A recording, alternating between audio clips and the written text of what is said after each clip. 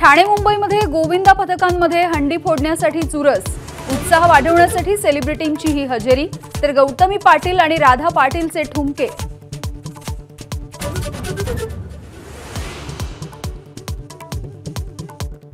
जय जवान पथक 10 थर लावण्यामध्ये अपयशी, 4 वेळा प्रयत्न केला पण शेवटच्या क्षणी गोविंदा पत्त्यांच्या पानांसारखे कोसळले।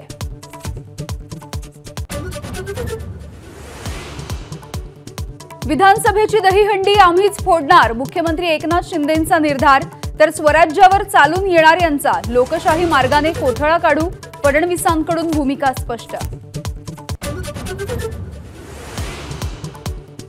समुद्रकिनारी असणाऱ्या सोसाट्याच्या वाऱ्याचा अंदाज नौदलाला आला नसावा, मालवणमधल्या शिवाजी महाराजांचा पुतळा कोसळल्यानंतर देवेंद्र फडणवीसांचं मोठं वक्तव्य।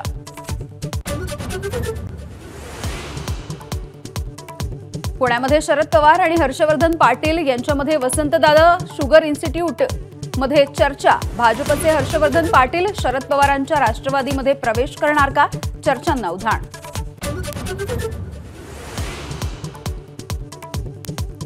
कोपरगावचे भाजपचे नेते विवेक कोल्हेंचा शरद पवारांच्या कारमधून प्रवास, पवार भाजपला आणखी एक धक्का देण्याच्या तयारीत असल्याची चर्चा।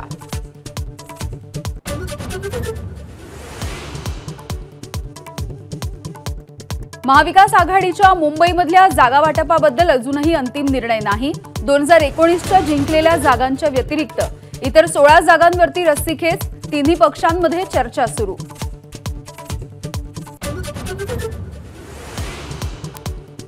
भाजपच्या मदतीसाठी राष्ट्रीय स्वयंसेवक संघ सरसावला, विधानसभा मतदारसंघामध्ये समन्वयकांची नियुक्ती, लोकसभेतल्या चुका टाळण्यासाठी समन्वयकांची फौज।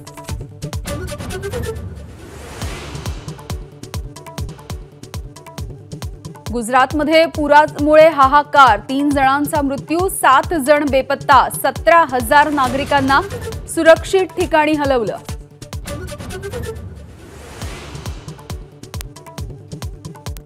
कोलकात्यामधल्या बलात्कार आणि हत्याकांडाच्या विरोधामध्ये विद्यार्थी संघटना आक्रमक, मंत्रालयाच्या दिशेने निघालेल्या मोर्चावर अनेक ठिकाणी पाण्याचा मारा।